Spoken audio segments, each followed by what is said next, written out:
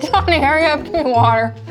You have any guesses? Can I take my blindfold? No. I don't want to go. Maybe any guesses?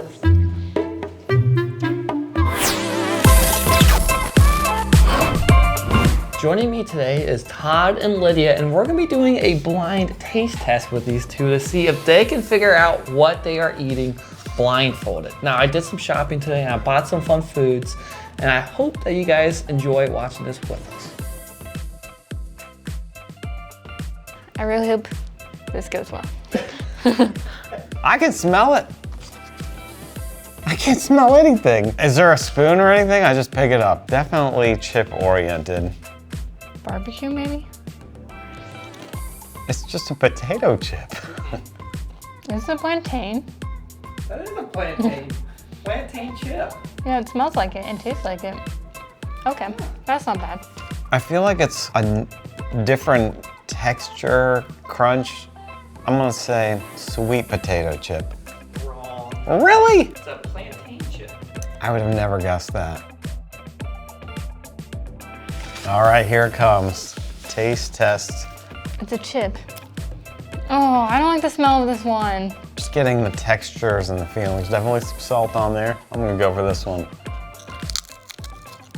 I don't want to. It's not like barbecue. That's like a barbecue chip. Is it Lay's? It is Lay's. Tastes good. Kinda like it. Korean barbecue. Wrong. Ah. Lay's, like, it's like a barbecue-ish kind of taste. What is it? All dressing. Oh, I knew it was some kind of barbecue. Yeah, give me the flavor. It's all dressings. It's got the sour cream and onions. It's got the barbecue. Oh, this doesn't smell good. Ooh, this is different. What is that? I'm scared. It kind of feels like popcorn, but heavier, denser. Oh, I don't like, I'm not a big fan of that. Ew, what is that? Like, horseradish? No, it's not horseradish. Is this in the potato chip family? No. I mean, I know it's It is not a chip. snack, but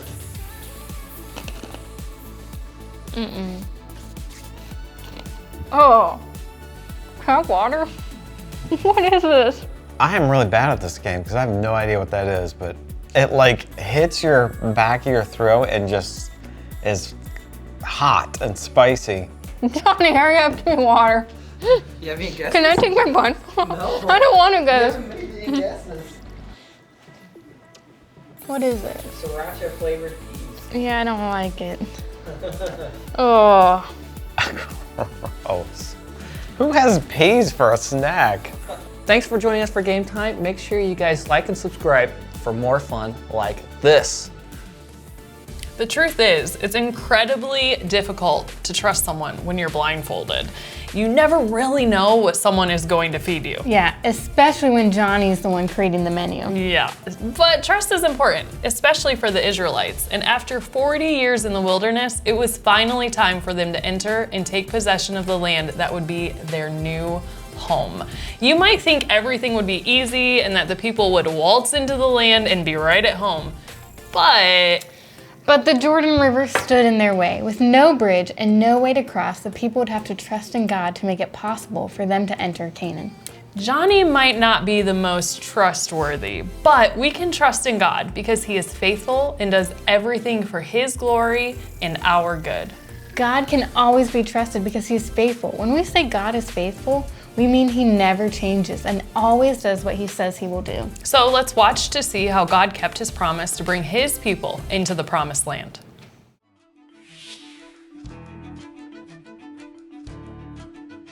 After the death of Moses, God spoke to Joshua and said, "You will be the new leader of my people. The promises I made to Moses are still going to come true.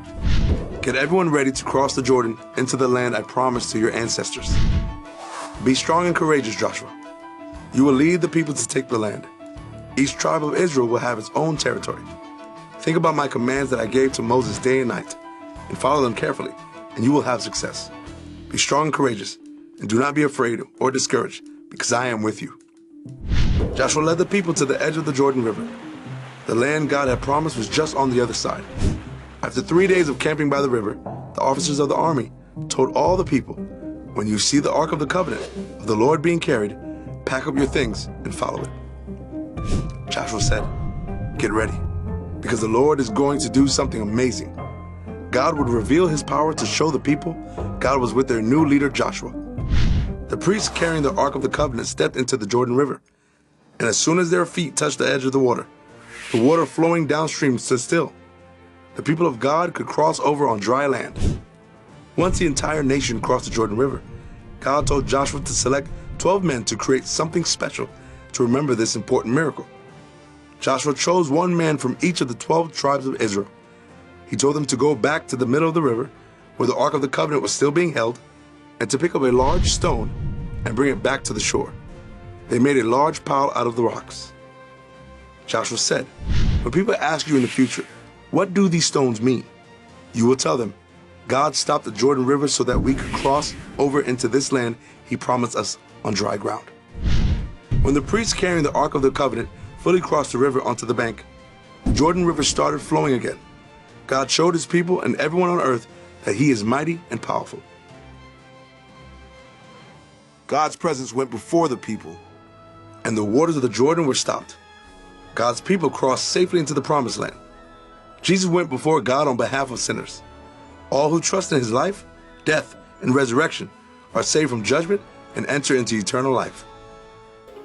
When you think of courage, who or what do you think of? I think of heroes, people who go up against the odds to save the town or defeat the villain.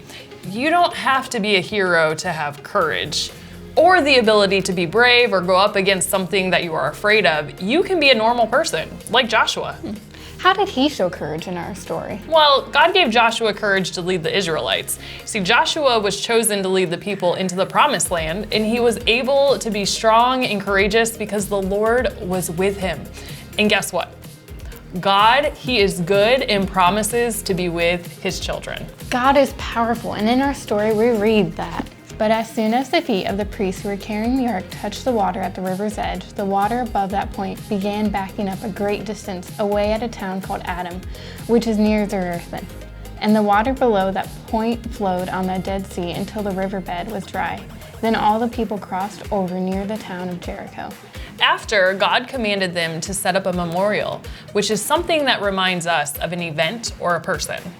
And these stones will remind the people of Israel about God's power and his faithfulness. God always keeps his promises. Joshua trusted in God and obeyed him, and we can trust God and obey his word, the Bible. And if you had a flashlight which you knew was powerful enough to light up an entire room and the power goes out, leaving you in complete darkness, wouldn't it be silly not to use it? Well, yeah, especially if it's powerful enough to let you see. Well, if someone has faith that a flashlight works, then they will take action when they need it. And likewise, true faith, or when we fully trust in God, it pushes us to take action or to follow God with obedience. So just as the priests who heard the instructions, they walked into the river and God stopped the flow. Their faith was real because they knew that God was trustworthy and keeps his promises. His word is true. Exactly. And God has given us his word, the Bible. It is trustworthy and true. But how do we really show that we believe it's true? We show that we believe the Bible is true when we obey it. Let's end our time by reading through our story together. It can be found in the book of Joshua, chapter 3, verses 5 through 17. Then pray. Ask that God would give you the courage to step out in faith and live on mission for him. Thanks for watching. Come back next week as we hear how the Israelites conquered Jericho.